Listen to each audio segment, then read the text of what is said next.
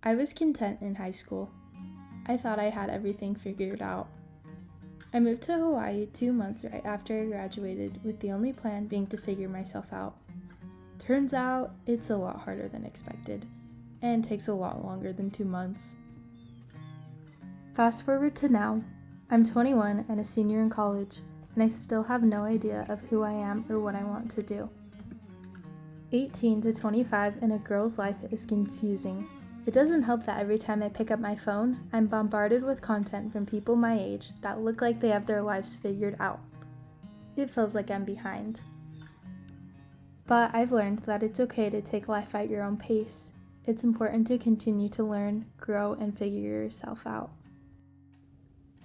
That's why I made this video series, Guide to Girlhood, so I can share all the tips that I've learned and make this phase a little bit easier. Let's grow together.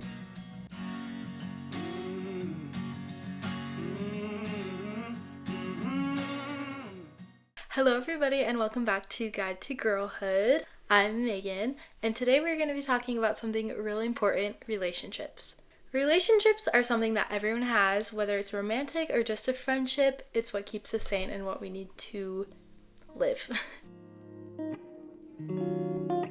I had my first boyfriend when I was only 20 years old, and I had just had my first kiss a year before, and I had always felt like I was behind in life. I remember being in high school and everyone was having their first kiss and first boyfriend, and I had none of that. I got no romantic attention whatsoever at all, and so that was really frustrating for me because I felt like I was doing something wrong, and I felt like I was doing something even more wrong when one of my friends got married at only 19 and we were the same age. But according to a study done by Census, it found that only 30% of 18 to 34-year-olds are married, which the percentage has dropped within the last few years. Relationships have really become digitalized, and so it is hard to meet people naturally, and with the rise of social media came dating apps. Dating apps nowadays are the most common way for young adults to meet others and date around. I've been on countless dating apps. I would make an account, delete it, make an account again because I felt lonely, delete it again because I just realized they are rough. So dating apps nowadays are just such a huge part of the culture around young adults and in college. It's crazy. In a study done by Pew Research Center, it found that 53% of adults ages 18 to 29 say they have done so, downloaded a dating app, compared to 37% of those their ages 30 to 49. And I've had my fair share of dating app horror stories, so it's important to be aware and to really know yourself and know who you're talking to and be safe. When getting caught up in a new relationship, it is really easy to be blindsided by the good and completely ignore the red flags. For example, my first boyfriend. I was super excited when I met this guy and we started talking, we started hanging out, and it seemed like he actually wanted a genuine connection and a genuine relationship. Like, I had talked to a bunch of guys, but they all were really flaky and they didn't know what they wanted. And so when I met this guy and he had asked me to be his girlfriend after like 2 weeks, I was like, okay, yeah. And so there were so many red flags that I'm not gonna get into. I should have known, and everyone was telling me, and I was just so blindsided. If you are getting into a first relationship, I really want you to be prepared. So here are some tips so you don't make the same mistake as I did. Dr. James Stein is a communications professor at Utah Tech University. He teaches so many different classes on communication and also relationships. He even hosts a podcast called Red Rock Relationships, which I really recommend checking out if you want more tips and advice on relationships. Here is what he recommends in order to have a healthy relationship and see all the red flags. Number 1, it is really important to have compassion and empathy towards one another.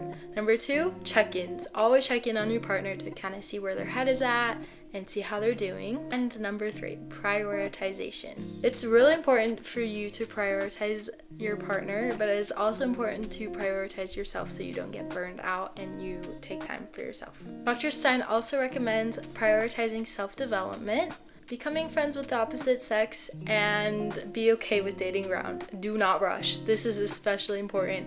I wish I could yell to everyone in Utah. and I definitely rushed, and look how it ended up for me for my first relationship.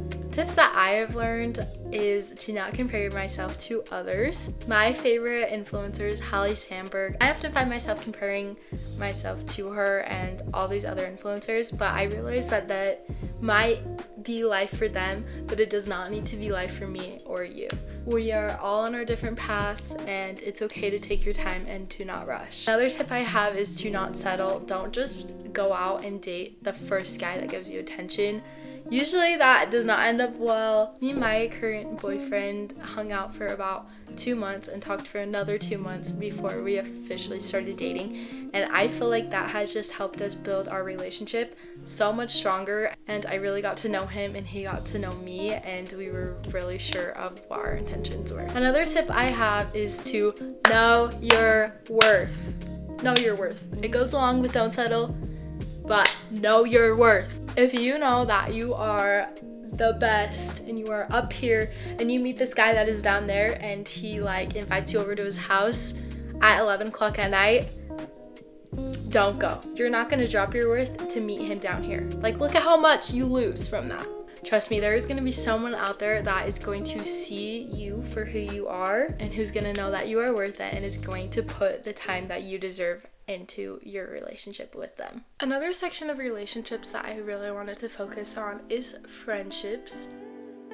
I've never been one to have a lot of friends growing up. I only really had a few close friends over the years. I knew a bunch of people, but that was about it. I feel like when you get out of high school, you kind of enter an awkward phase. You have your high school friends, and then if you go to college, you start to make college friends, and so it's really important to like navigate and kind of find a balance of those. On top of that, you are changing as a person, so sometimes those high school friendships don't last because you guys just kind of split paths. I feel like too it's really hard to make friends when you're in your young adult years. I've lived at home my whole college experience, and I relied a lot on social media to help me make more friends. Facebook in particularly, which everyone hates on Facebook, but I personally love it. I think it's so fun. But some tips to making friends. Foundations Asheville suggests trying something familiar like clubs and things like that to get you involved with campus and find like-minded people. They also say focus on being social rather than social media.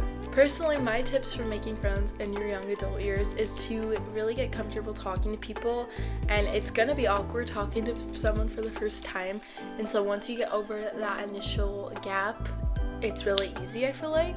You would be surprised how many other people are looking for friends and looking for connections, and so if you're the one to start the conversation, who knows where it could lead. Another tip I have is to foster the friendships that you already have. Even if your life is super busy, it is really important to make time for that, kind of like what Dr. Stein mentioned in the relationships tips.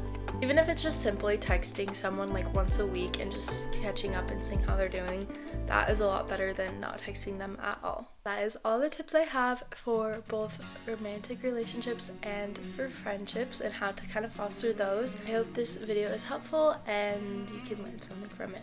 I'll see you in the next video where we talk about health. Bye!